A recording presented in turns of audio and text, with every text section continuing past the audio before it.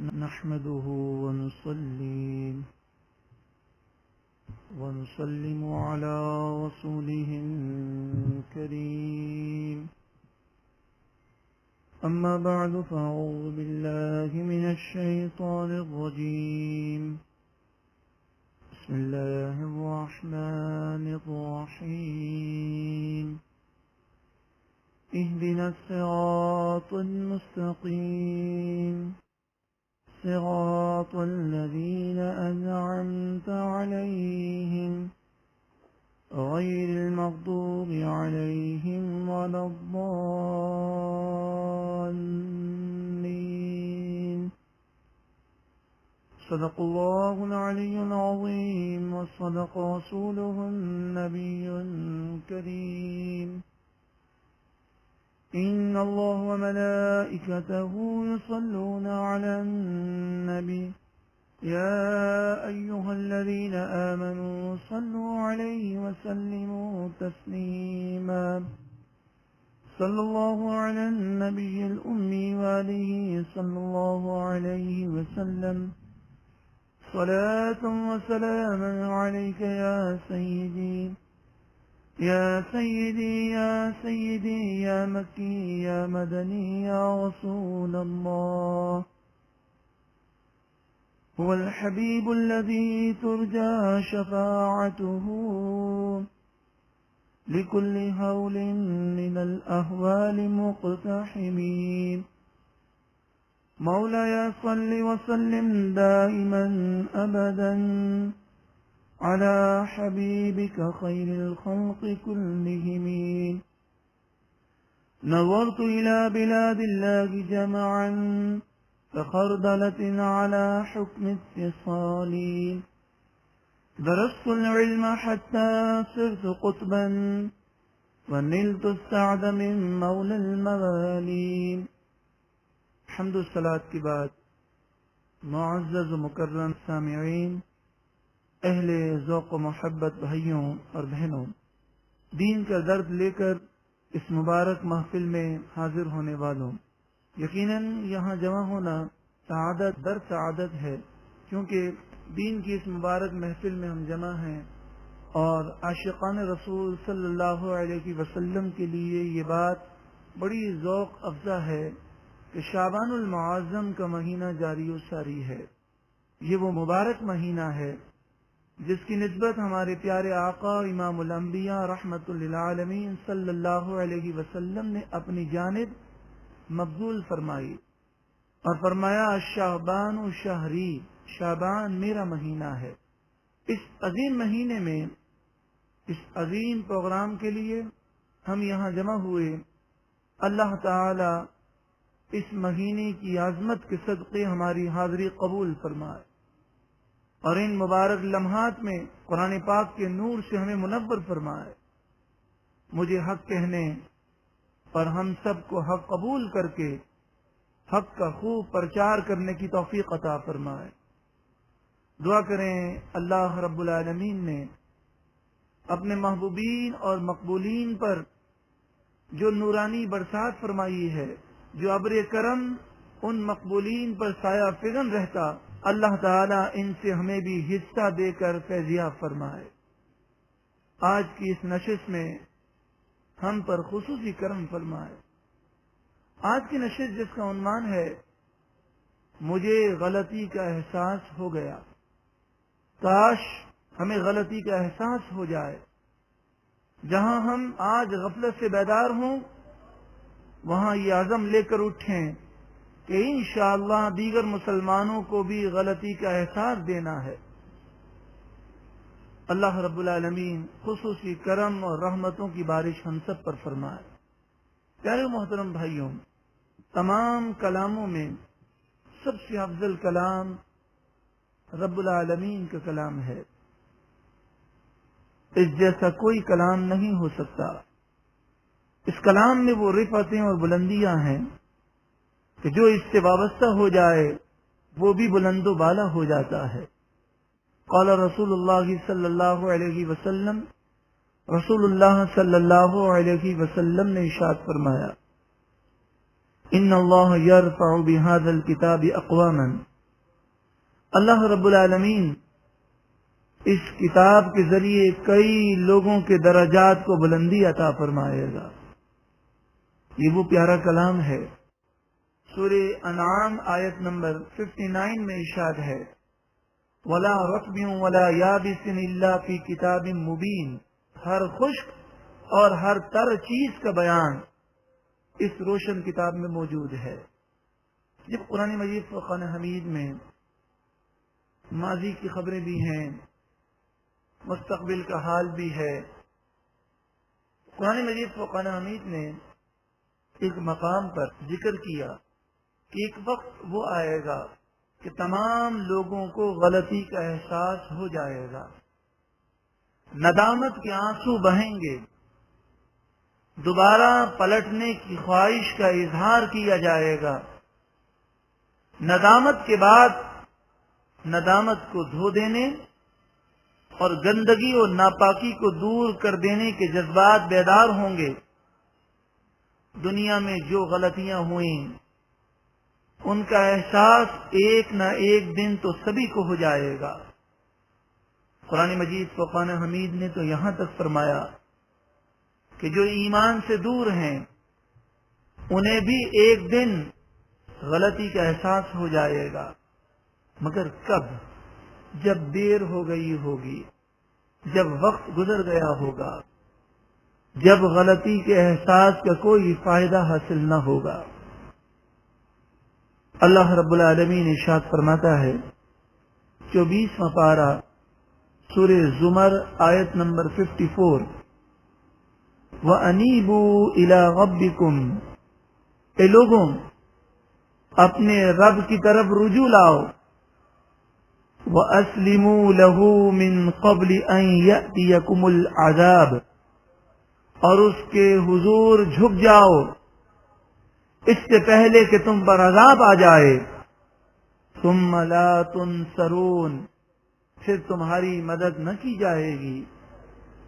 وَاتَّبِعُوا أَحْسَنَ مَا أُنزِلَ إِلَيْكُم مِّن رَّبِّكُم مِّن قَبْلِ أَن يَأْتِيَكُمُ الْعَذَابُ بَغْتَةً، اور تمہارے رب کی طرف سے جو پیارا کلام نازل کیا گیا اس کی پیروی کرو اس سے پہلے کہ تم پر اچانک عذاب آ جائے، وَأَنتُمْ لَا تَشْعُرُونَ، اور تمہیں شعور بھی نہ ہو، أَن تَقُولَ نَفْسٌ يَا حَسْرَتَا عَلَى مَا فَرَّطْتُ فِي جَنبِ اللَّهِ، کہیں ایسا نہ ہو کہ غفلت کی زندگی گزاری جائے اور جب اللہ کا عذاب آئے تو کوئی جان کہے یا حسرتا، مجھے افسوس ہے، ہائے افسوس ان گناہوں پر، ان کوتاہیوں پر جو اللہ کے بارے میں ہم نے کی۔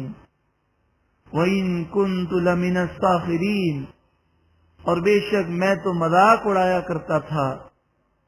او تقولا، یا کوئی کہے لو ان اللہ ہدانی لکنت من المتقین، اگر اللہ مجھے ہدایت دے دیتا تو میں متقیوں میں ہو جاتا۔ او تقول حین تری العذاب، یا کوئی کہے جب عذاب کو وہ دیکھے گا لو ان لی کرتن، کاش کہ دنیا میں دوبارہ پلٹ کر جانا مل جائے، فاکون من المحسنین، تو میں نیکوکاروں میں سے ہو جاتا۔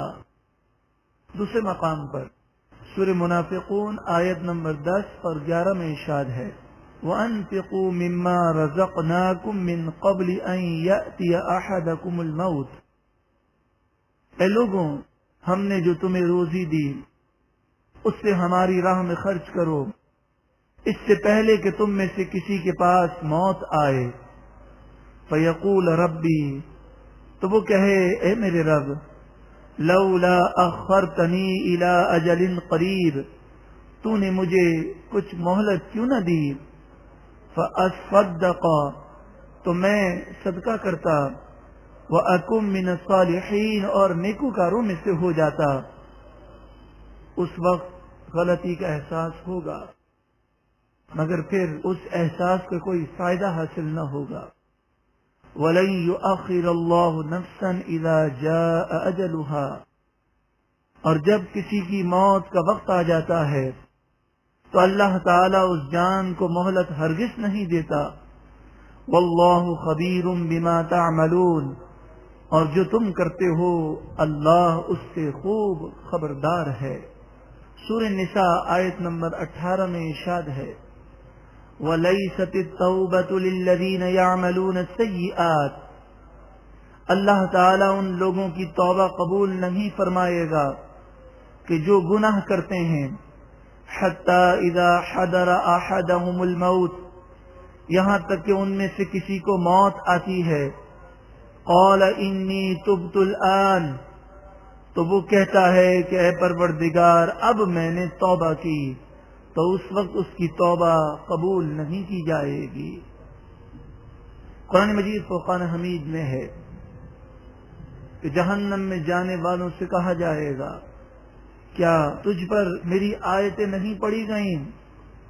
تو وہ کہیں گے ربنا غلبت علینا شقوتنا، اے پروردگار تیرا کلام تو ہم نے سنا مگر ہمارے دل سخت ہو چکے تھے اور ہمارے دلوں نے نصیحت کو قبول نہ کیا. وَكُنَّا قَوْمًا ضَالِّينَ، اور ہم تو گمراہ لوگ تھے. ربنا اخرجنا منها، اے ہمارے پروردگار اس جہنم سے ہمیں نکال. فَإِنْ عُدْنَا فَإِنَّا ظَالِمُونَ، تو ہمیں دنیا میں دوبارہ بھیج دے، اب اگر ہم گناہ کریں تو یقیناً ہم ظالم ہوں گے. قَالَ اخْسَئُوا فِيهَا، اللہ تعالیٰ فرمائے گا اب دنیا میں پلٹ کر جانا نہیں، ذلیل و خوار ہو کر اسی جہنم میں پڑے رہو. وَلَا تُكَلِّمُونَ، اور مجھ سے کلام نہ کرو. پیارے محترم بھائیوں اور بہنوں، اس وقت غلطی کا احساس فائدہ نہ دے گا. اب کہاں موقع، اب کہاں ٹائم ہوگا. ہم مسلمانوں پر کیسا کرم ہے کہ وہ وقت آنے سے پہلے ہی قرآن مجید فرقان حمید میں غیب کی خبر کو نازل کر دیا گیا اور ہمیں جھنجھوڑ دیا گیا کہ لوگوں اس وقت سے پہلے کہ جب غلطی کا احساس کوئی فائدہ نہ دے، دنیا ہی میں غلطی کا احساس کر لو، ندامت کے آنسو بہا لو، تو رحمت الہی تمہاری طرف متوجہ ہو جائے گی. سورہ زمر آیت نمبر 53 میں ارشاد ہے قل، اے محبوب آپ فرما دیجئے یا عبادی الذین اسرفوا علی انفسہم، اے میرے وہ بندوں کہ جنہوں نے اپنی جانوں پر ظلم کیا. لا تقنطوا من رحمت اللہ، اللہ کی رحمت سے مایوس نہ ہو، سچی پکی توبہ کر لو. ان اللہ یغفر الذنوب جمیعا، بے شک اللہ تعالی سارے گناہوں کو بخش دے گا. انہ هو الغفور الرحیم، بے شک وہی بخشنے والا مہربان ہے. مبارکباد کے مستحق ہیں وہ لوگ جنہیں اپنی غلطی کا احساس ہو جاتا ہے. غلطی کا احساس ہو جانا اللہ تعالی کی توفیق سے ہے، اللہ تعالی کا عظیم فضل اور اس کی بڑی رحمت ہے، کیونکہ احساس وہ مادہ ہے، وہ جذبات ہیں جو انسان کو درستگی کی طرف ابھارتے ہیں. آج یہی سوچ ہمیں بیدار کرنی ہے، آج یہی سوچ ہمیں پیدا کرنی ہے، اسی سوچ کو بیدار کرنا ہے کہ ہمیں احساس ہو جائے، ہم راستے کا تعین کریں اور اپنی غلطی کا ازالہ کریں. آج کون سی غلطی کا احساس ہمیں اس نشست میں دلانا ہے؟ ایک وہ غلطی جس میں عام مسلمان مبتلا ہیں، اور پھر عالم یہ ہے کہ غلطی کو غلطی تسلیم نہیں کرتے. وہ غلطی جو برباد کرنے والی ہے، تباہ کرنے والی ہے، جس میں ہر مسلمان مبتلا ہو چکا، وہ غفلت ہے. ہماری ٹوٹی پھوٹی عبادتیں اگر ہیں تو وہ بھی غفلت میں ہو رہی ہیں. آج لوگوں کی اکثریت غفلت میں پڑی ہے. سورہ یونس آیت نمبر 92 میں ہے وَإِنَّ كَثِيرًا مِّنَ النَّاسِ عَنْ آيَاتِنَا غَافِلُونَ، بے شک اکثر لوگ ہماری آیتوں سے غافل ہیں۔ پھر عالم یہ ہے، غلطی پر غلطی یہ ہے کہ غفلت میں ہونے کے باوجود ہم یہ سمجھتے ہیں کہ فلاں غفلت میں ہے، فلاں غفلت میں ہے، ہم تو غفلت میں نہیں۔ یہ مزید تباہ کن بات ہے۔ غفلت انسان کو تباہ کرنے والی ہے۔ قرآن مجید فرقان حمید میں سورہ اعراف آیت نمبر 205 میں ہمیں خبردار کیا گیا، وَلَا تَكُن مِّنَ الْغَافِلِينَ، اے سننے والے سن لے، تو غافلوں میں سے نہ ہونا۔ سورہ یونس آیت نمبر 7 اور 8 میں ارشاد ہے، ان الذین لا یدعون لقاءنا، بے شک وہ لوگ جو ہم سے ملنے کی امید نہیں رکھتے، وردوا بالحیات الدنیا، اور وہ دنیا کی زندگی پر راضی ہیں، واطمأنوا بها، اور دنیا کی زندگی پر مطمئن ہیں، اچھا مکان ہے، اچھی سواری ہے، اچھا کاروبار ہے، بس اس کے علاوہ اور کیا فکر ہے؟ بڑی سے بڑی ڈگریاں حاصل کریں، واطمأنوا بها، دنیا کی زندگی پر مطمئن ہو گئے۔ والذین هم عن آیاتنا غافلون، اور وہ لوگ جو ہماری آیتوں سے غافل ہیں، غفلت میں پڑے ہیں، اولئک مأواہم النار بما كانوا یکسبون، ان کا ٹھکانہ جہنم ہے ان گناہوں کی وجہ سے جو وہ کیا کرتے تھے۔ سورہ انبیاء کی ابتدا میں ارشاد ہے، بسم اللہ الرحمن الرحیم، اللہ کے نام سے شروع جو بہت زیادہ مہربان نہایت رحم کرنے والا۔ اقترب للناس حسابهم، لوگوں کے حساب کا وقت قریب آ چکا، ان قریب وہ دنیا سے چلے جائیں گے۔ وَهُمْ فِي غَفْلَةٍ مُعْرِضُونَ، مگر پھر بھی وہ منہ پھیرے ہوئے غفلت میں پڑے ہیں۔ مَا يَأْتِيهِم مِّن ذِكْرٍ مِّن رَّبِّهِم مُّحْدَثٍ إِلَّا اسْتَمَعُوهُ وَهُمْ يَلْعَبُونَ، ان کے رب کی طرف سے جو بھی انہیں نصیحت آتی ہے تو وہ کھیلتے ہوئے سنتے ہیں۔ لاہیۃ قلوبہم، ان کے دل کھیل کود میں پڑے ہیں۔ اسی آیت کریمہ کے تحت مفسرین نے فرمایا کہ جب قرآن کا درس دیا جائے تو خاموش رہ کر توجہ کے ساتھ سننا یہ فرض ہے۔ ادھر ادھر دیکھنا، باتیں کرنا، کھانا پینا یہ حرام اور گناہ ہے۔ ہم پر لازم ہے کہ ہم قرآن کا ادب کریں اور توجہ کے ساتھ قرآن کی باتیں سماعت کریں۔ سورہ انبیاء آیت نمبر 97 میں ہے، وَاقْتَرَبَ الْوَعْدُ الْحَقُّ، سچا وعدہ جب قریب آ جائے گا، فَإِذَا هِيَ شَاخِصَةٌ أَبْصَارُ الَّذِينَ كَفَرُوا، تو کافروں کی آنکھیں کھل جائیں گی۔ یا ویلنا، وہ کہیں گے ہائے افسوس، قد كنا فی غفلۃ من هذا، ہم تو اس سے غفلت میں تھے، بل كنا ظالمین، بلکہ ہم ظالم تھے۔ سورہ روم آیت نمبر 6 اور 7 میں ارشاد ہے، وَلَكِنَّ أَكْثَرَ النَّاسِ لَا يَعْلَمُونَ، لیکن اکثر لوگ حقیقت کو نہیں جانتے۔ يَعْلَمُونَ ظَاهِرًا مِّنَ الْحَيَاةِ الدُّنْيَا، وہ صرف دنیاوی زندگی کے ظاہر کو جانتے ہیں۔ وَهُمْ عَنِ الْآخِرَةِ هُمْ غَافِلُونَ، اور آخرت سے وہ غفلت میں ہیں۔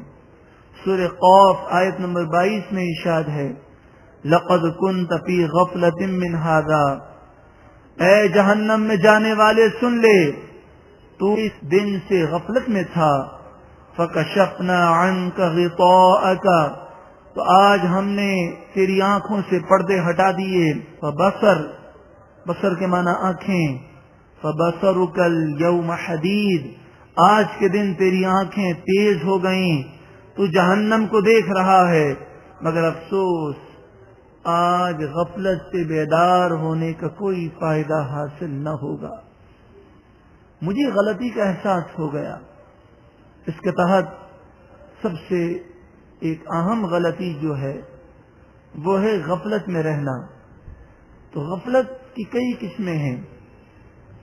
آج کا عنوان غفلت نہیں ہے بلکہ خاص ٹارگیٹ پر غفلت، ایک خاص معاملے میں غفلت جو ہم ساری زندگی برتتے رہے، زندگی باقی ہے. اس معاملے میں آج ہم یہ نیت کریں کہ انشاءاللہ عز وجل ہم اس معاملے میں غفلت سے بیدار ہو جائیں گے. قرآن مجید فرقان حمید نبی کریم صلی اللہ علیہ وآلہ وسلم کا عظیم معجزہ ہے. قرآن مجید فرقان حمید نے آپ صلی اللہ علیہ وآلہ وسلم کے مبعوث ہونے کی وجہ بیان کی اور فرمایا یہ رسول تم میں آئے یتلو علیکم آیاتنا، جو ہماری آیتیں تمہیں پڑھ کر سناتے ہیں، وَيُزَكِّيكُمْ، اور وہ تمہیں پاک و ستھرا کرتے ہیں. نبی اکرم صلی اللہ علیہ وآلہ وسلم نے صحابہ کرام کو فیض دیا اور آپ نے انہیں پاکیزہ مزید فرمایا، اور وہ نور اور وہ فیض جو صحابہ کرام علیہم رضوان تک نبی اکرم صلی اللہ علیہ وآلہ وسلم نے پہنچایا، پھر صحابہ کرام علیہم رضوان نے وہ نور پوری دنیا میں پھیلایا. اور آج ساری دنیا میں جو نور پھیلا ہوا ہے یہ صحابہ، اہل بیت اطہار اور اولیاء کرام کا صدقہ ہے، اور یہ نور رسول اللہ صلی اللہ علیہ وآلہ وسلم کا پھیلایا ہوا ہے. تو آج ہم رسول اللہ صلی اللہ علیہ وآلہ وسلم کے نور سے فیضیاب ہونے لگے ہیں. نبی اکرم صلی اللہ علیہ وآلہ وسلم نے صحابہ کرام کی تربیت کس طرح فرمائی کہ نبی اکرم صلی اللہ علیہ وآلہ وسلم کا ایک خطبہ حدیث پاک میں موجود ہے کہ جب رمضان المبارک آنے والا تھا تو حضرت سلمان فارسی رضی اللہ تعالی عنہ روایت کرتے ہیں کہ نبی اکرم صلی اللہ علیہ وآلہ وسلم نے رمضان سے پہلے ایک خطبہ ارشاد فرمایا. حضور اقدس صلی اللہ علیہ وآلہ وسلم کو اللہ تعالی نے وہ حکمت اور وہ دانائی عطا فرمائی کہ آپ صلی اللہ علیہ وآلہ وسلم مخلوق میں سب سے زیادہ حکیم اور دانا ہیں. تو نبی اکرم صلی اللہ علیہ وآلہ وسلم نے تربیت کیسے فرمائی کہ رمضان المبارک کے شروع ہونے سے پہلے خطبے میں رمضان المبارک کی اہمیت کو بیان کیا، اور پھر اس اہمیت بیان کرنے کا نتیجہ کیا ہوا کہ صحابہ کرام علیہم رضوان رمضان المبارک سے ایسی محبت کرتے کہ 6 مہینے رمضان کی تیاری کرتے، 6 مہینے رمضان المبارک کو پانے کی دعا کرتے. اور ان صحابہ کرام علیہم رضوان کے دلوں میں رسول اللہ صلی اللہ علیہ وآلہ وسلم نے اس معزز مہمان کی اہمیت کو ایسا بٹھا دیا کہ وہ معزز مہمان آتا رمضان میں، لیکن اس کا انتظار وہ 6 مہینے پہلے سے کرتے، اس کا استقبال وہ 6 مہینے پہلے سے کرتے. نبی اکرم صلی اللہ علیہ وآلہ وسلم رمضان المبارک کے آنے سے پہلے رمضان المبارک کی اہمیت پر جو درس دے رہے ہیں، اس کو اس طرح سمجھیے کہ ایک معزز مہمان، ایک شخصیت آنے والی ہو اور اس کی اہمیت کا اندازہ ہمیں پہلے سے ہو جائے تو ہم زیادہ اہتمام کریں گے، سجاوٹ کریں گے، بڑی دعوت کا اہتمام کریں گے، اپنے نظام کو سنواریں گے. اگر وہ ہمارے گھر آنے والے ہوں تو ہم اپنے گھر کی صفائی اور دیگر نظام میں بہتری لائیں گے. یعنی جب مہمان کی اہمیت و قدر دل میں بیٹھ جائے تو انسان مہمان کا شایان شان استقبال کرتا ہے، اور پھر جب وہ آ جاتا ہے تو ہر لمحے اس کی وہ کوشش ہوتی ہے کہ یہ معزز مہمان مجھ سے راضی ہو جائے. جب یہ رخصت ہو تو مجھ سے راضی ہو کر رخصت ہو، خوش ہو کر رخصت ہو. ہم ایئرپورٹ یا اسٹیشن لینے جاتے ہیں، چھوڑنے جاتے ہیں، اگر اس معزز مہمان کا تعارف پہلے سے کرا دیا جائے تو اس کا احترام اور اس کی محبت میں مزید اضافہ ہو جاتا ہے، اور ذہنی طور پر ہم استقبال کے لیے تیار ہو جاتے ہیں. قربان جائیے، نبی اکرم صلی اللہ علیہ وآلہ وسلم نہ صرف رمضان سے پہلے رمضان کی اہمیت کا خطبہ دیتے بلکہ آپ رمضان کے استقبال کا درس بھی دیتے. حضرت انس بن مالک رضی اللہ تعالی عنہ سے روایت ہے، لما اقبل شہر رمضان، جب رمضان المبارک کا مہینہ تشریف لانے لگا، قال رسول اللہ صلی اللہ علیہ وسلم، تو نبی اکرم صلی اللہ علیہ وآلہ وسلم نے فرمایا، ماذا تستقبلون، جانتے ہو تم کس کا استقبال کرنے والے ہو، ماذا یستقبلکم، اور جانتے ہو کون تمہارا استقبال کرنے والا ہے. نبی اکرم صلی اللہ علیہ وآلہ وسلم کے اس انداز پر ہمارے ماں باپ قربان جائیں. کتنی ہم سے محبت ہے، کتنا ہم سے پیار ہے کہ کہیں رمضان المبارک غفلت میں نہ گزر جائے، انہیں غلطی کا احساس ہو جائے، وہ اس معزز مہمان کی قدر کر لیں. کتنے پیارے انداز میں استقبال کا ذہن دے رہے ہیں. حضرت عمر رضی اللہ تعالی عنہ نے عرض کی، بی ابی انت و امی یا رسول اللہ، یا رسول اللہ میرے ماں باپ آپ پر قربان ہو، کیا کوئی وحی نازل ہونے والی ہے، یا کیا کوئی عظیم جہاد کا موقع آنے والا ہے؟ رسول اللہ صلی اللہ علیہ وسلم نے فرمایا، نہیں، یہ بات نہیں. لکم شہر رمضان، تمہارے لیے رمضان کا مہینہ آنے والا ہے. یغفر اللہ تعالی فی اول لیلۃ لکل اہل ہذہ القبلہ، یہ وہ مبارک مہینہ ہے کہ جب اس مہینے کی پہلی رات آتی ہے تو اللہ تمام مسلمانوں کی مغفرت فرما دیتا ہے. یہ حدیث پاک ہمیں درس دیتی ہے کہ پاکیزہ لوگوں کو تو تعارف کی حاجت نہیں، وہ تو رمضان کی قدر کرتے ہی ہیں، وہ تو صحابہ کرام رسول اکرم صلی اللہ علیہ وسلم سے براہ راست فیض لینے والے ہیں. گویا کہ ہماری تربیت کی جا رہی ہے. صحابہ کرام علیہم رضوان کا تو معمول یہ تھا کہ وہ ایک لمحہ غفلت میں نہ گزارتے، وہ تو ہر رات کی قدر کرتے. یہ ہمیں درس دیا جا رہا ہے، اے لوگوں، تم غفلت کا شکار نہ ہونا، تم غلطی کا شکار نہ ہو جانا، غفلت میں رمضان نہ گزارنا. یہ عام دن نہیں ہے، اس کی راتوں کو عام راتیں نہ سمجھنا. صحابہ کرام علیہم رضوان کے ذریعے جو فیض ملا اسے بغور سماعت کیجیے کہ رسول اللہ صلی اللہ علیہ وآلہ وسلم نے رمضان سے پہلے صحابہ کرام علیہم رضوان کو رمضان کے کیا فضائل بیان کیے. ایک ایک لفظ میں کوشش کروں گا کہ ہمارے دل میں اتر جائے اور ہم اس طور پر سننے میں کامیاب ہو جائیں کہ جو فکر ہمیں امام الانبیاء رحمت للعالمین صلی اللہ علیہ وسلم دینا چاہتے ہیں اس کے لیے ہم ذہنی طور پر تیار ہو جائیں. بہت توجہ و شوق سے سماعت کیجیے. علماء کرام علیہ الرحمہ فرماتے ہیں کہ جب حدیث پاک سنیں تو یہ تصور کریں کہ ہم سرکار دو عالم صلی اللہ علیہ وسلم کی محفل میں حاضر ہیں اور آپ کی زبان اقدس سے مقدس الفاظ سماعت کر رہے ہیں. اور جس طرح صحابہ کرام علیہم رضوان ادب کرتے، ہمیں چاہیے کہ ہم بھی حدیث پاک کا ادب کریں. صحابہ کرام دو زانوں بیٹھ جاتے، سر کو جھکا لیتے اور ہلنے جلنے کو بھی بے ادبی تصور کرتے. بسا اوقات پرندے کوئی ستون یا پلر سمجھ کر صحابہ کرام کے سروں پر بیٹھ جاتے.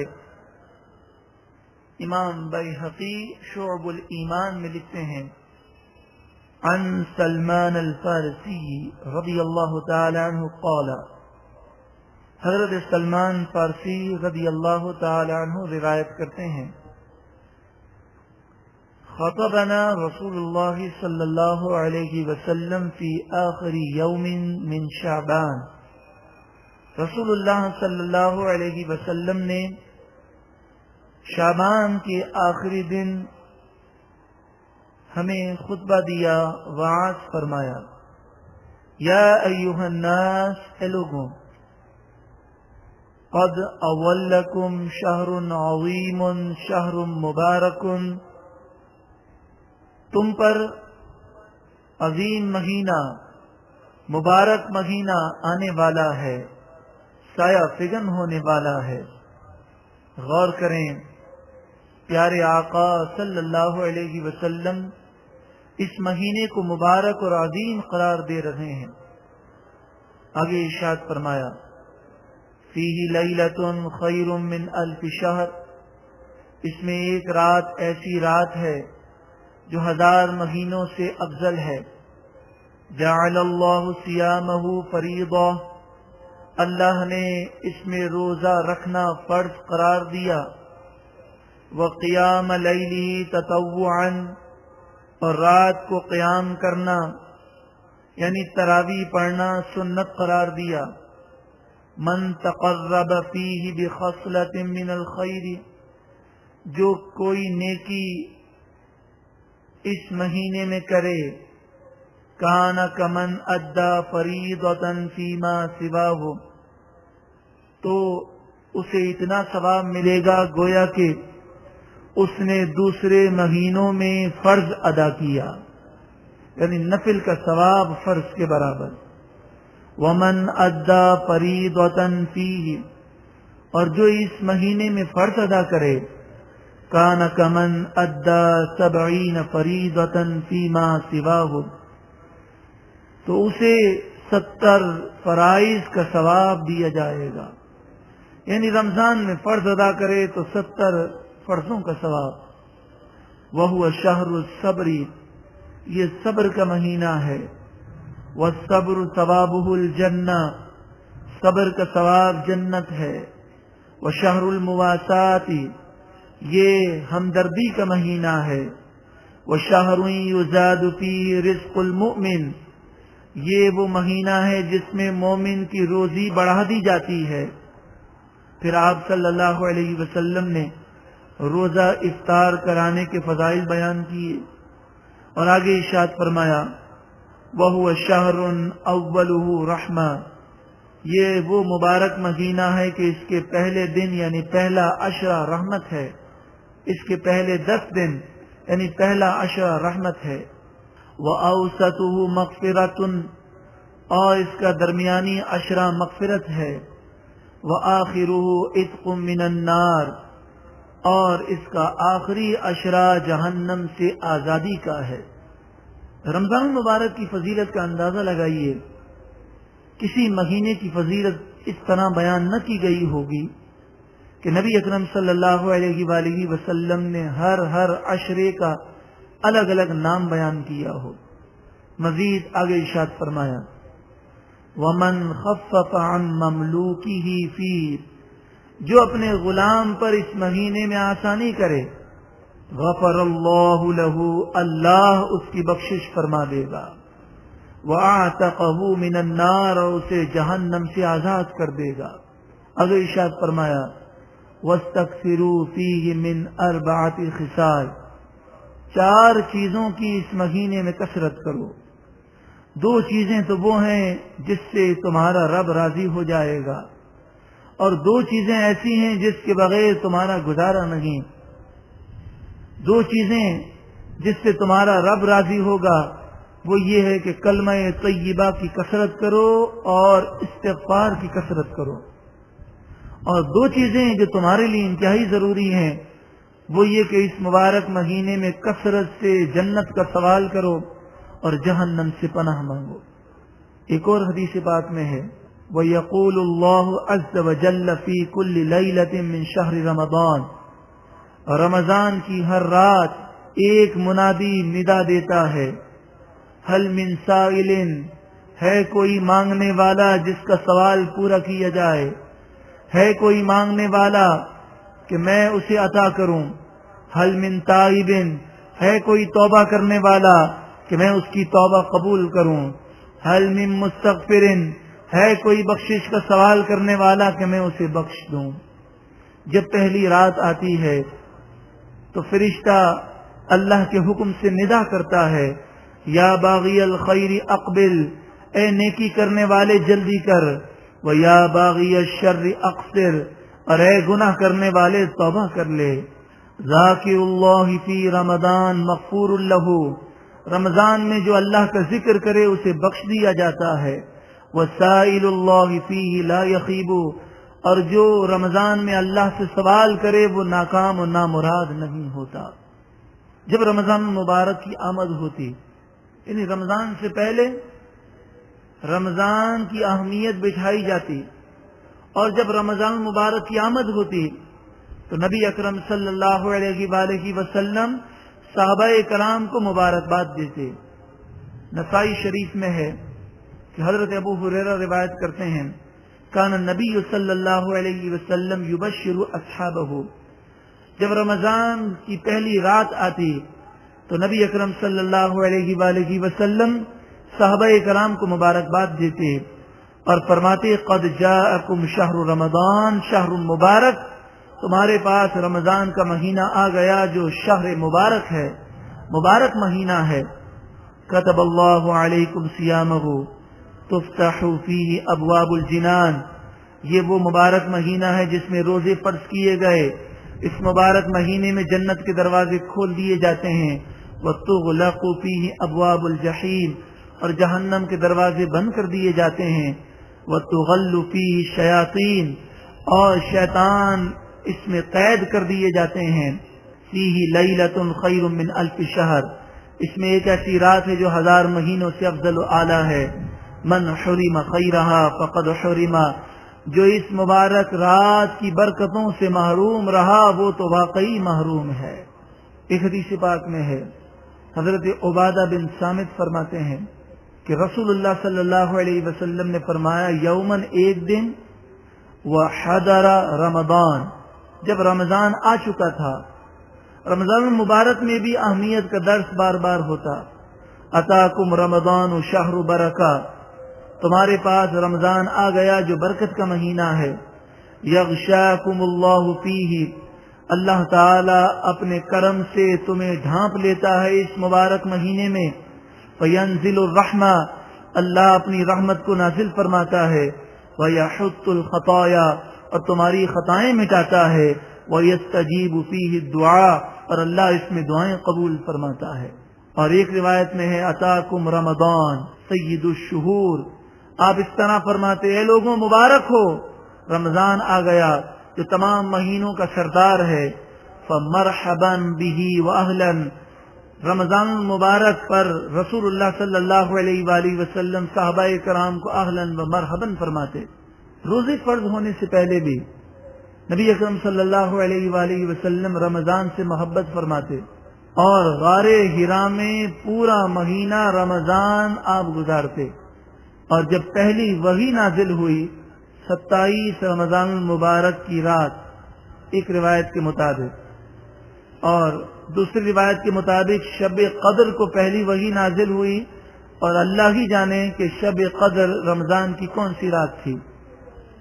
تو رسول اکرم صلی اللہ علیہ وآلہ وسلم پر جب پہلی وحی نازل ہوئی تو آپ رمضان المبارک غار حرا میں گزار رہے تھے۔ جب رجب کا آپ چاند دیکھتے تو اس طرح آپ دعا فرماتے، اللہم بارک لنا فی رجب و شعبان، اے اللہ تو شعبان اور رجب میں برکت عطا فرما، وبلغنا رمضان، اے اللہ تو ہمیں رمضان دیکھنا نصیب فرما۔ حدیث پاک سننے کے بعد ہمیں یہ پتہ چلا کہ نبی اکرم صلی اللہ علیہ وآلہ وسلم رمضان المبارک سے 2 مہینے قبل رمضان پانے کی دعا کرتے، گویا کہ ہمیں یہ پیغام دے رہے ہیں، اے غافل جاگ جا، تو بھی یہ دعا کر کہ اے اللہ تو ہمیں رمضان دیکھنا نصیب فرما اور ہمیں رمضان کی قدر کرنا نصیب فرما۔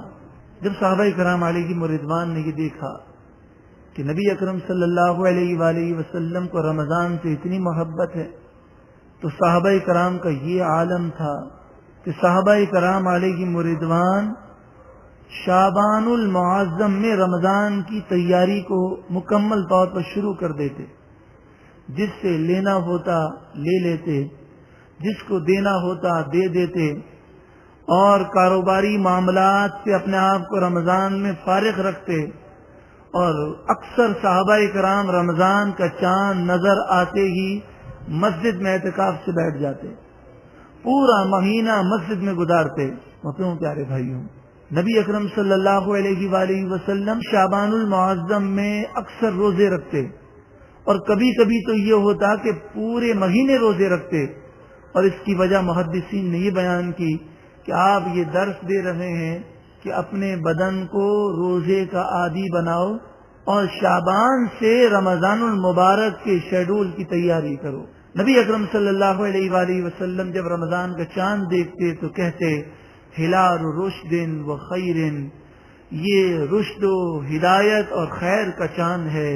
جب رمضان کا مہینہ شروع ہو جاتا تو نبی اکرم صلی اللہ علیہ وسلم یہ دعا کرتے اللہم سلمنی من رمضان، اے اللہ مجھے رمضان میں عبادت کے لیے تندرستی اور عافیت عطا فرما، وسلم رمضان لی، اور اے اللہ رمضان میں ہر قسم کی بلاؤں آفتوں سے مجھے محفوظ فرما، وسلمہ منی، اور اے اللہ رمضان میں تو مجھے اپنی نافرمانی سے محفوظ فرما۔ اذا دخل رمضان تغیر لونہ، جب رمضان شروع ہوتا تو ایک حدیث پاک میں ہے کہ نبی اکرم صلی اللہ علیہ وسلم کا رنگ مبارک چہرے سے اڑ جاتا، فکر اور پریشانی کے آثار ہوتے۔ اس کی وجہ یہ بیان کی گئی کہ آپ گویا کہ ہمیں یہ درس دے رہے ہیں کہ رمضان کا جب چاند نظر آئے تو یہ فکر ہونی چاہیے کہ کہیں یہ مہینہ غفلت میں نہ گزر جائے، کہیں ایسا نہ ہو کہ ہم اس مہینے کی قدر کرنے میں ناکام ہو جائیں، کیونکہ جب کوئی اس مہینے کی قدر نہ کرے اور یہ مہینہ گزر جائے اور وہ اپنی بخشش نہ کرا سکے تو حدیث پاک میں ہے منبر رسول پر رسول اکرم صلی اللہ علیہ وسلم نے قدم رکھا اور آمین کہا۔ عرض کیا گیا آپ نے آمین کیوں کہا؟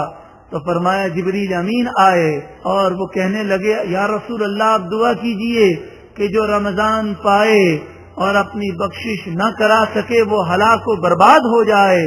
تو رسول اللہ جو رحمت للعالمین ہیں آپ نے آمین کی مہر لگا دی، اب اس کی ہلاکت اور بربادی میں کیا شبہ ہو سکتا ہے؟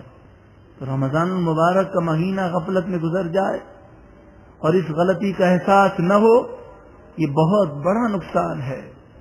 کیا جتنے مہینے گزرے ہیں، جتنے رمضان ہم نے زندگی میں گزارے ہیں، کیا ہم نے اپنی غفلت کو دور کیا؟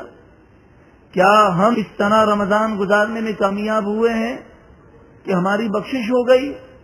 ہمیں ڈرنا چاہیے کہ نبی اکرم صلی اللہ علیہ وآلہ وسلم کی بارگاہ میں جبریل امین عرض کر رکھے ہیں یا رسول اللہ دعا کیجئے وہ ہلاک و برباد ہو جائے جو رمضان پائے اور اپنی بخشش نہ کرا سکے، تو رسول اللہ اس پر آمین کہہ رہے ہیں۔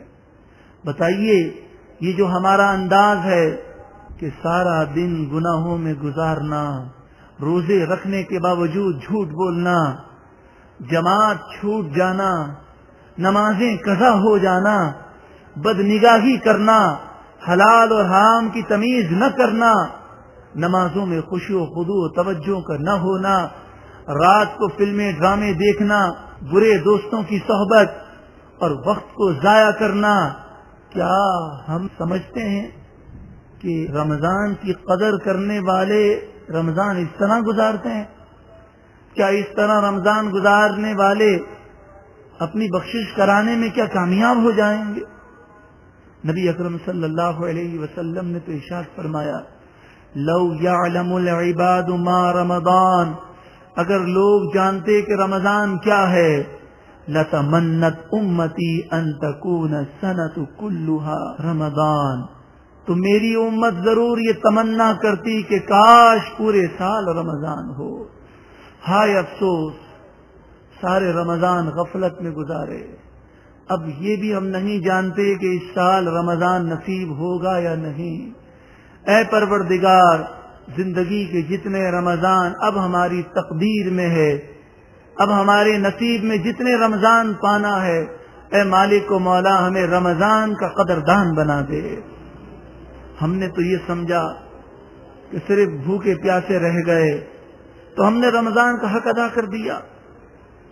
رسول اللہ صلی اللہ علیہ وسلم فرماتے ہیں کہ جو رمضان المبارک میں روزہ رکھے، جھوٹ بولنا اور جھوٹ پر عمل کرنا یعنی گناہ کرنا نہ چھوڑے، اللہ اس کے بھوکے پیاسے رہنے کو قبول نہیں فرمائے گا۔ رسول اللہ صلی اللہ علیہ وسلم نے روزہ رکھنے کا حکم دیا اور فرمایا جب تک میں افطار کا نہ کہوں کوئی افطار نہ کرے۔ سب آتے رہے، اجازت طلب کرتے رہے۔ ایک صاحب حاضر ہوئے، عرض کرنے لگے گھر میں 2 عورتوں نے، پردہ نشین عورتوں نے روزہ رکھا ہے، افطار کی اجازت مانگ رہی ہیں۔ آپ صلی اللہ علیہ وسلم نے 3 مرتبہ رخ پھیر لیا، پھر ارشاد فرمایا یہ کیسی روزے دار ہیں کہ ایک دوسرے کے ساتھ بیٹھ کر لوگوں کی غیبت کرتی رہیں۔ ان سے کہو کہ اگر یہ روزے دار ہیں تو الٹی کر دیں۔ جب انہوں نے الٹی کی، قے کی، تو خون کے لوتھڑے نکلے، جمع ہوا خون نکلا۔ آپ صلی اللہ علیہ وسلم نے فرمایا اگر یہ ان کے پیٹ میں رہتا تو یہ انہیں جہنم میں لے جاتا۔ صرف غیبت یعنی مسلمان کی برائی جو ان 2 عورتوں نے کی، تو آپ نے فرمایا کہ کیسی روزے دار ہیں۔ آج کون سا گناہ ہے جو رمضان میں ہم نہیں کرتے؟ یا ایھا الذین آمنوا، اے ایمان والو، کتب علیکم الصیام، تم پر روزے فرض کیے گئے، کما کتب علی الذین من قبلکم، جیسا کہ تم سے پہلے لوگوں پر روزے فرض کیے گئے، لعلکم تتقون، یہ روزے اس لیے فرض کیے گئے تاکہ تمہیں تقوی، پرہیزگاری، اللہ کا خوف ملے۔ بتائیے زندگی میں کسی نے 40 رمضان گزارے، کسی نے 60 رمضان گزارے، کیا رمضان کے بعد تقوی، پرہیزگاری نصیب ہوئی؟ کیا گناہوں سے ہم بچ گئے؟ کیا ہماری نگاہوں میں پردہ آ گیا؟ کیا ہمارے دل میں اللہ کا خوف آیا؟ کیا عشق رسول سے ہماری آنکھیں تر ہوئیں؟ کیا ہم نے حرام کو چھوڑ دیا؟ لعلکم تتقون، یہ روزے اس لیے فرض کیے گئے کہ تمہیں اللہ کا خوف ملے، تمہیں تقوی اور پرہیزگاری ملے۔ روزے کا مقصد ہم حاصل نہ کر سکے۔ ہم نے روزے کا مقصد کیا سمجھا؟ خوب ڈٹ کر سحری میں کھاؤ اور پھر افطاری سے لے کر پوری رات کھاتے پیتے رہو اور کئی ڈشیں بنا لی جائیں اور پھر عالی شان کپڑے اور اچھے کپڑے، نئے کپڑے عید میں پہن لیں۔ ہم سمجھتے ہیں ہمارا رمضان اچھا گزر گیا، خوب کھایا پیا اور پھر اچھے کپڑے عید میں پہن لیے، اور نعوذ باللہ من ذالک بات تو یہ ہے کہ عید کے دنوں میں خوب گناہ کر لیے اور سمجھتے ہیں کہ ہم نے رمضان کو اچھا پا لیا۔ اللہ اکبر، رمضان کا یہ مقصد نہیں ہے۔ لعلکم تتقون، تاکہ تمہیں پرہیزگاری ملے، رمضان کے قدردان بنیے۔ اے اللہ تو ہمیں رمضان کا قدردان بنا دے۔ ہم میں سے کتنے ایسے ہوں گے کہ اگر وہ سالہ سال تک نہ کمائیں پھر بھی بھوکے نہیں مریں گے؟ چلیں سالہ سال ایسی پوزیشن نہیں، تو اگر رمضان میں وہ اپنی عبادت پر توجہ دیں اور کچھ دنیا کی محبت میں کمی لائیں اور دنیا کی ہوس و لالچ کو کم کر دیں، رمضان المبارک میں وہ بھوکے نہیں مریں گے۔ اللہ نے بہت دیا ہے، مگر اس ہوس و لالچ پہ کیا کریں کہ رمضان المبارک کے مبارک ایام بھی کمانے میں، کھانے میں اور عید کی شاپنگ میں گزر جاتے ہیں۔ ہماری روٹین میں کوئی تبدیلی نہیں آتی ہے۔ کوئی صحابہ کرام، اہل بیت اطہار اور تابعین اور اولیاء کرام کے نقش قدم پر چلنے والا جو کہے 11 مہینے میری تجارت دنیا کے لیے ہے اور یہ رمضان کا وہ مہینہ، یہ مبارک مہینہ، اس میں میری تجارت نیکیوں کی تجارت ہے، یہ مہینہ صرف اللہ کے لیے ہے؟ ہے کوئی جو اس رمضان کے مہینے میں نیکیوں کا بزنس کرے؟ ہے کوئی جو یہ کہے کہ میں رمضان میں مارکیٹ کا تاجر نہیں ہوں، میں رب سے تجارت کرنے والا ہوں؟ اور جو رب سے تجارت کرے اس کی تجارت میں کبھی نقصان نہیں ہوتا. جو رب سے لو لگاتا ہے وہ کبھی خائب و خاسر نہیں ہوتا. ایک بھائی نے بیان کیا کہ رمضان المبارک میں یادگار رمضان میں نے گزارا اور میرا کام ایسا تھا کہ رمضان کی راتوں میں خوب میرا کاروبار چمکتا تھا، لیکن میں رمضان کی راتوں میں دکان پہ نہ گیا، صرف عصر کی نماز پڑھ کر میں اپنے گھر پر آ جاتا. لیکن چونکہ میں نے اللہ کی محبت میں، قرآن کی محبت میں کہ تراویح ترجمہ و تفسیر کے ساتھ میں سماعت کروں، عشاء کی نماز یہاں پر ادا کی اور 4 گھنٹے تک میں نے قرآن سنا. اس کی برکت مجھے وہ حاصل ہوئی کہ میں صبح دکان پہ جاتا، عصر پڑھ کر آ جاتا. مجھے اللہ نے اتنا دیا کہ پچھلے رمضان 24 گھنٹے محنت کرتا، اس سے بھی زیادہ اللہ نے مجھے عطا فرمایا. ہے کوئی تجارت کرنے والا؟ ہے کوئی اللہ پہ بھروسہ کرنے والا؟ کاش ہماری سوچ بدل جائے، ہمیں غلطی کا احساس ہو جائے. ہم نے تو رمضان کا مہینہ کھانے پینے کا مہینہ سمجھا. رمضان کے مہینے میں تو اصولاً صحت و تندرستی مل جائے، لیکن زیادہ کھانے کی وجہ سے ہم بیمار پڑ جاتے ہیں. پھر جب افطاری کے وقت اتنا ڈٹ کر کھائیں گے تو تراویح میں اور رات کی عبادت میں ذوق کیسے آئے گا؟ نبی اکرم صلی اللہ علیہ وآلہ وسلم کی سنت رمضان المبارک میں 20 رکعت تراویح پڑھنا ہے، لیکن وہ تراویح بھی ہم نے انتہائی غفلتوں کے ساتھ ادا کی. ہم نے یہ تصور کیا کہ بس جان چھوٹ جائے. کس مسجد میں سب سے پہلے تراویح ختم ہوتی ہے، چاہے سمجھ میں آئے یا نہ آئے. نبی اکرم صلی اللہ علیہ وآلہ وسلم کا انداز و طریقہ تو یہ تھا کہ آپ صلی اللہ علیہ وآلہ وسلم رمضان المبارک میں قرآن پاک سب سے زیادہ تلاوت فرماتے. رمضان المبارک کا خاص تعلق 2 چیزوں سے ہے، ایک تو روزے سے ہے اور دوسرا قرآن سے ہے. شہر رمضان الذی انزل فیہ القرآن. قرآن مجید فرقان حمید نے بھی رمضان کا ذکر کیا تو قرآن کا ذکر ساتھ میں کیا. رمضان کا وہ مہینہ جس میں قرآن نازل کیا گیا. تو قرآن اور روزے کا ایسا تعلق ہے کہ حدیث پاک میں بھی دونوں کا ذکر ایک ساتھ کیا گیا. روزہ اور قرآن قیامت کے دن بندے کی شفاعت کریں گے. رسول اللہ صلی اللہ علیہ وسلم نے فرمایا روزے اور قرآن کی شفاعت قبول کی جائے گی گویا کہ وہ جنت میں داخل ہو جائے گا. تو روزے میں کیا ہے؟ صبر ہے، اور رات کو قرآن پڑھنے میں کیا قربانی ہے.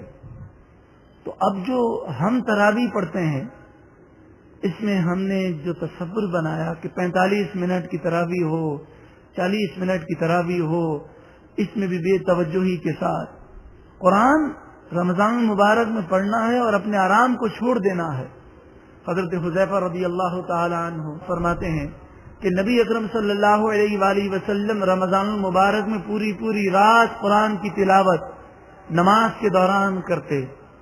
اور ایک رات مجھے بھی شرف حاصل ہوا کہ میں نبی اکرم صلی اللہ علیہ وآلہ وسلم کے ساتھ نماز میں تھا تو میں نے یہ دیکھا کہ آپ گریہ و زاری کر رہے ہیں اور قرآن پاک پڑھتے ہوئے جب خوف کی آیتیں آتی ہیں محبوب کریم صلی اللہ علیہ وسلم کی آنکھ مبارک سے آنسو گرتے. نبی اکرم صلی اللہ علیہ وآلہ وسلم رمضان میں 2 قرآن پاک کا دور فرماتے. ایک جبریل امین سے فرماتے، ایک حضرت عبداللہ بن مسعود سے فرماتے. ایک مرتبہ آپ سناتے اور ایک مرتبہ سنتے. اس طرح 4 مرتبہ قرآن پاک کا آپ ختم فرماتے. تو قرآن پاک تو 23 سال کے عرصے میں نازل ہوا. تو ہر سال رمضان میں جتنا قرآن پاک نازل ہو چکا ہوتا اس کا آپ دور فرماتے. اور جب وصال کا سال مبارک آیا، آخری رمضان ظاہری حیات میں جو آپ نے پایا، اس میں آپ نے جبریل امین سے 2 مرتبہ دور فرمایا، یعنی 2 مرتبہ سنایا، 2 مرتبہ سنا. اور حضرت عبداللہ بن مسعود سے بھی 2 مرتبہ دور فرمایا، 2 مرتبہ سنایا اور 2 مرتبہ سنا. جب حضرت عبداللہ بن مسعود قرآن سناتے تو نبی اکرم صلی اللہ علیہ وآلہ وسلم کی کیفیات یہ ہوتی ہیں کہ حضرت عبداللہ بن مسعود کہتے فَإِذَا عَيْنَاهُ تَذْرِفَانِ، میں قرآن پڑھ رہا ہوتا اور محبوب کریم صلی اللہ علیہ وسلم کی نگاہ مبارک سے، آپ کی آنکھ مبارک سے بڑی تیزی کے ساتھ آنسو گر رہے ہوتے۔ سالہ سال سے نماز تراویح میں ہم قرآن پاک سن رہے ہیں، لیکن کبھی کیا ایسا ہوا کہ نماز تراویح میں اللہ تعالی کے خوف سے لرزنا نصیب ہوا ہو؟ کبھی رحمتوں پر ٹکٹکی بن گئی ہو؟ کیا نماز ہی نماز میں ہم تائب ہو گئے ہوں؟ قرآن پاک سے بڑھ کر تربیت کس سے حاصل کی جا سکتی ہے؟ تربیت کا عظیم ذریعہ قرآن پاک ہے۔ اللہ کی رحمت والی آیتیں سن کر کیا رحمت الہی سے دل جھومنے لگا؟ خوف خدا والی آیتیں اور جہنم کے ذکر والی آیتیں سن کر کیا ہمارے رونگٹے کھڑے ہوئے؟ کیا ہماری آنکھوں سے آنسو جاری ہوئے؟ یہ اسی صورت میں ہو سکتا ہے کہ ہم اپنی غلطی کا احساس کر لیں، اپنی غفلت سے بیدار ہو جائیں، روزے اور رمضان کے مقصد کو سمجھیں۔ قرآن پاک سننے سے پہلے اگر اس کا مفہوم، ترجمہ اور تفسیری خلاصہ پہلے بیان ہو جائے، جیسا کہ الحمدللہ شہزادہ لون میں، قادریہ لون میں ہوتا ہے کہ ہر 4 رکعت سے پہلے 4 رکعت میں جو ہم سننے والے ہیں اس کا ترجمہ اور تفسیری خلاصہ پیش کیا جاتا ہے، اور پھر ایسا ایسا کرم ہوتا ہے کہ جو آتے رہے ہیں ان سے پوچھئے کہ ان میں سے ایسے کئی ہیں کہ جو کہتے ہیں کہ بعض آیتوں پر وہ خوف طاری ہوا کہ رونگٹے کھڑے ہو گئے، اور پھر جب نماز کی حالت میں آنکھوں سے آنسو جاری ہو جائیں تو رب کا ایسا کرم ہوتا ہے، دل میں ایسا سکون و چین ملتا ہے کہ ایسی راحتیں لاکھوں کروڑوں روپے حاصل کر کے بھی نہیں مل سکتے۔ اور ایک بھائی نے تو یہاں تک بتایا کہ 3 گھنٹے 4 گھنٹے میں قرآن کا درس سنتا، تراویح پڑھتا، اور جب گھر پہ جا کر سوتا میری آنکھ لگ جاتی تو شہری تک میں خواب میں یہی دیکھتا کہ میں قرآن سن رہا ہوں۔ اور ان کا بیان ہے کہ میں صرف دن میں 2 گھنٹے سوتا، لیکن یہ قرآن کے نور کی برکتیں ہیں کہ مجھے ذرا بھی تھکن کا احساس نہ ہوتا۔ تو یہ عظمت والا قرآن دلوں کو منور کرنے والا ہے۔ اپنی مصروفیات کو قرآن پاک کی محبت میں ٹھکرا دیجئے۔ کئی رمضان ہم نے غفلت میں گزار دیے، ہو سکتا ہے یہ رمضان ہماری زندگی کا آخری رمضان ہو۔ حدیث پاک میں فرمایا ہر نماز کو اپنی زندگی کی آخری نماز سمجھ کے پڑھ۔ کئی ایسے ہوں گے جو رمضانوں میں تھے، آج وہ نہیں ہیں۔ قرآن قبر کو روشن کرنے والا ہے، تربیت کرنے والا ہے، انقلاب لانے والا ہے۔ حدیث پاک میں ہے کہ جو رمضان کے روزے رکھے اور اس میں ایسا انقلاب آ جائے کہ پھر آئندہ وہ گناہ نہ کرے، اللہ اس کے روزوں کو قبول فرماتا ہے۔ اور جو رمضان کے روزے رکھے اور روزوں میں گناہ کرے اور رمضان کے بعد بھی گناہوں بھری زندگی گزارے، تو حدیث پاک میں فرمایا اللہ اس کے روزوں کو اس کے منہ پر مار دیتا ہے۔ آہ 100,000 آہ، کئی زندگی کے رسمی قرآن گزر گئے۔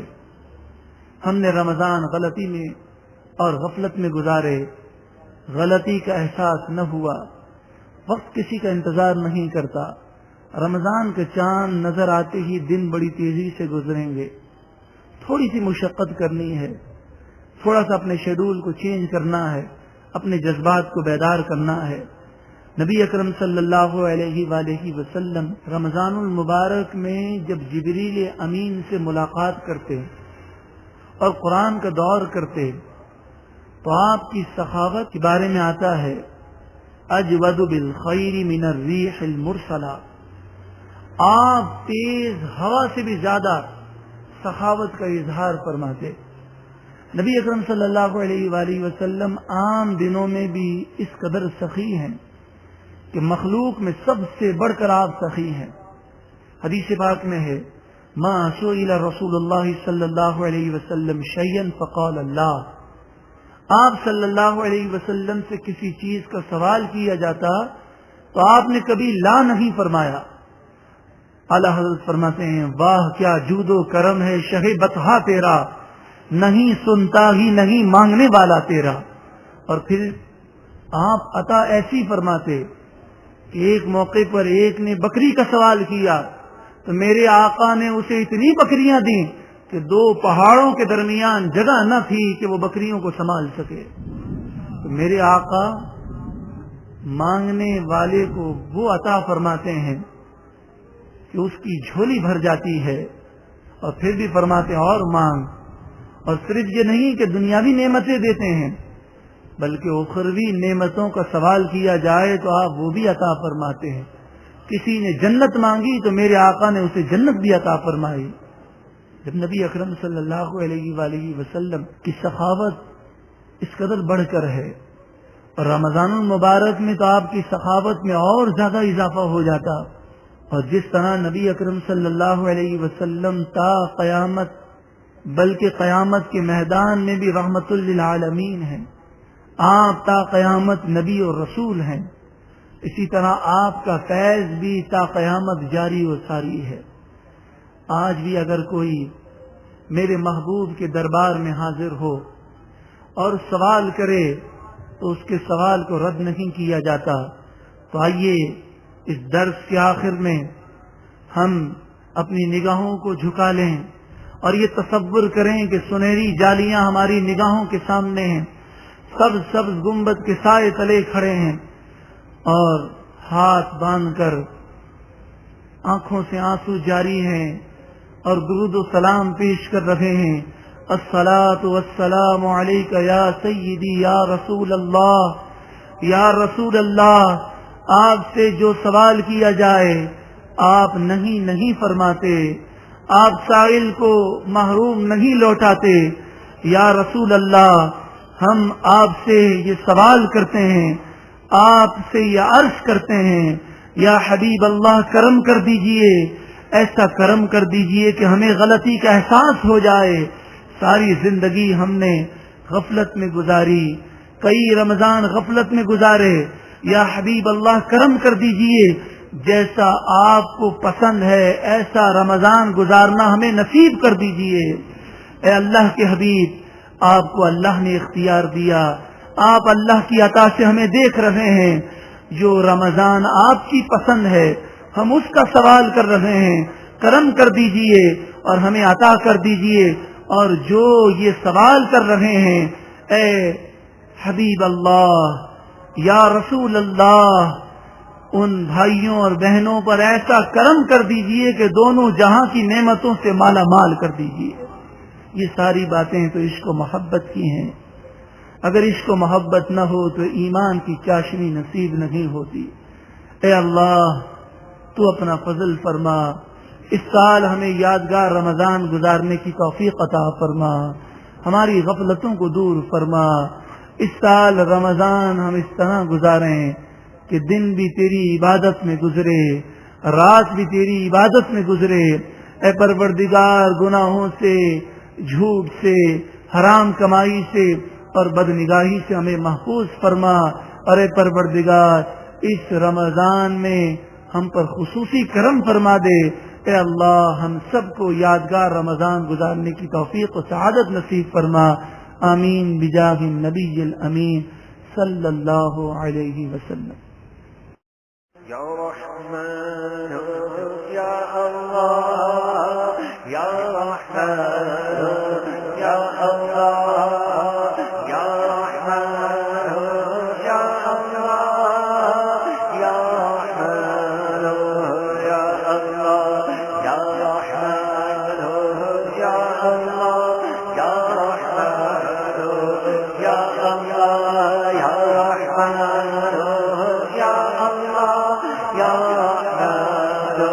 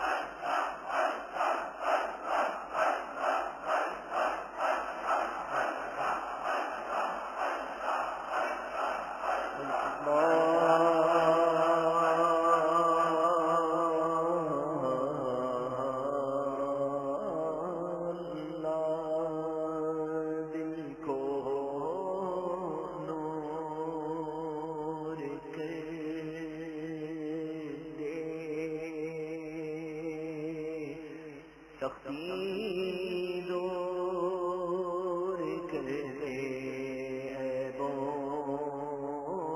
پہ پردہ رکھ لے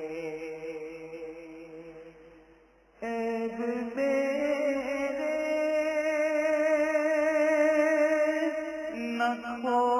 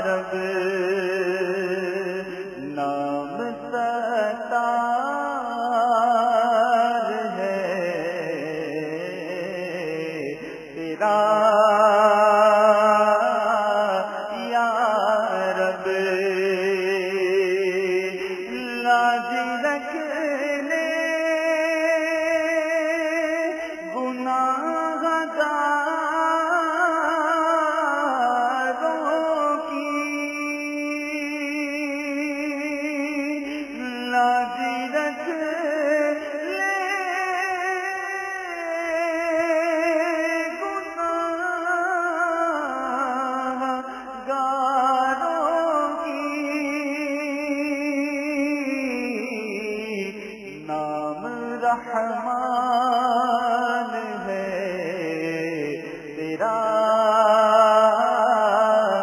یا رب نام رحمان ہے تیرا یا رب بے سبب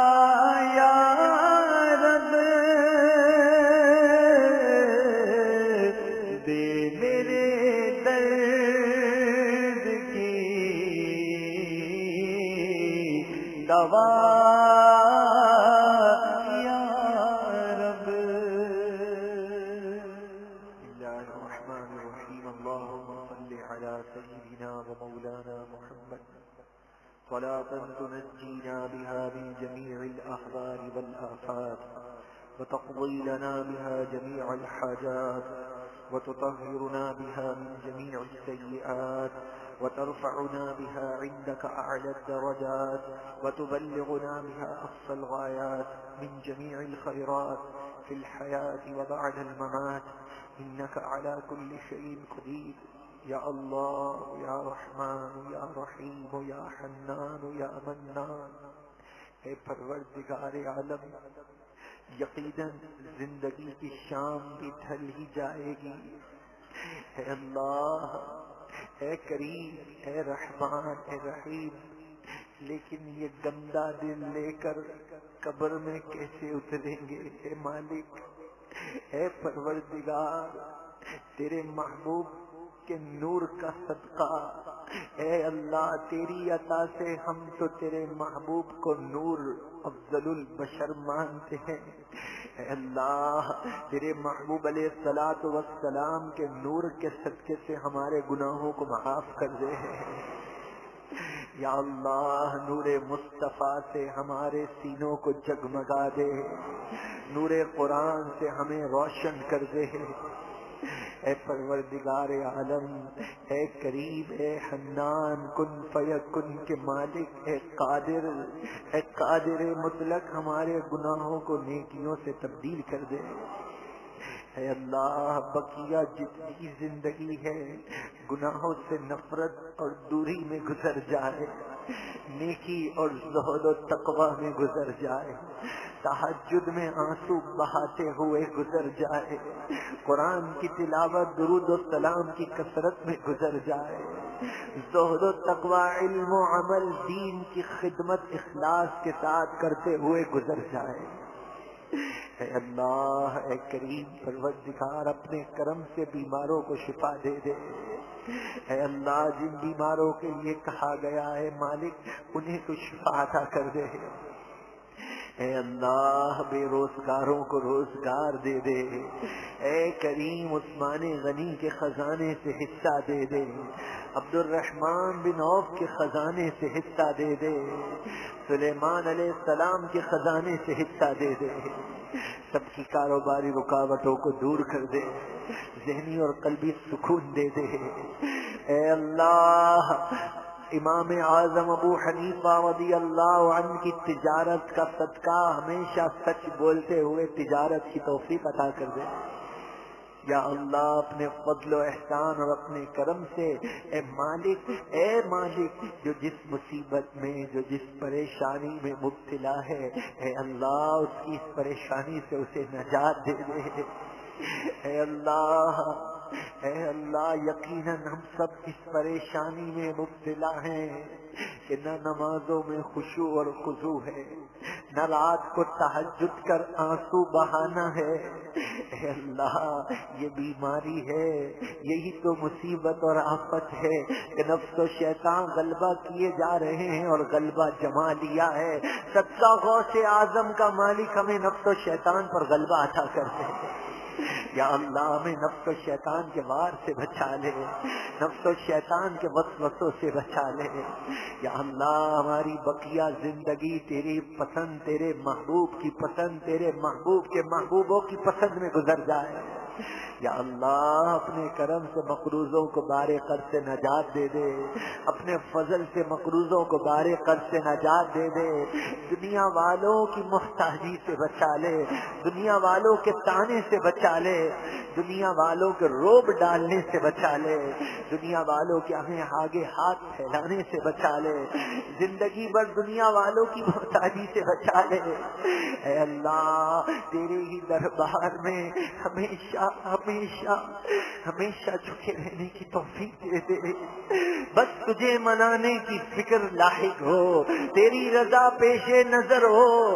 اے اللہ دنیا والوں سے ہماری نظریں پھر جائیں، تیرے محبوب کی طرف ہماری نظریں جم جائیں، غوث الورا کے فیض کی طرف ہماری نظریں جم جائیں۔ نہ دنیا والوں کی تعریف کی پرواہ ہو، نہ تعریف کے متمنی ہو، نہ دنیا والوں کی مذمت ہماری راہ میں رکاوٹ بنے۔ اے اللہ یہ غوث اعظم کہ رضی اللہ عنہ کے فیض کا قافلہ پہنچتے پہنچتے پہنچتے وہ منزل پالے جو تیرے محبوبین نے جس منزل کو حاصل کیا، ہمیں وہ منزل عطا کر دے۔ یا اللہ عاجزی ان کی ساری دے دے، حکمت عملی دانائی دے دے، دین کے کام کی صحیح سمجھ جو ہمیشہ جاری اور ساری رہے، وہ عظیم سوچ اور سمجھ کا مالک بنا دے، نفسانی خواہشات سے بچا لے، نمود اور نمائش اور تعریف کی خواہش سے بچا لے، مخلصین عطا کر دے، دانا اور سمجھدار عطا کر دے، وہ مخلصین جو غوث اعظم کے فیض سے دوسروں کو ہم سب کو منور کر دے۔ اے اللہ ایسے مخلصین عطا کر دے۔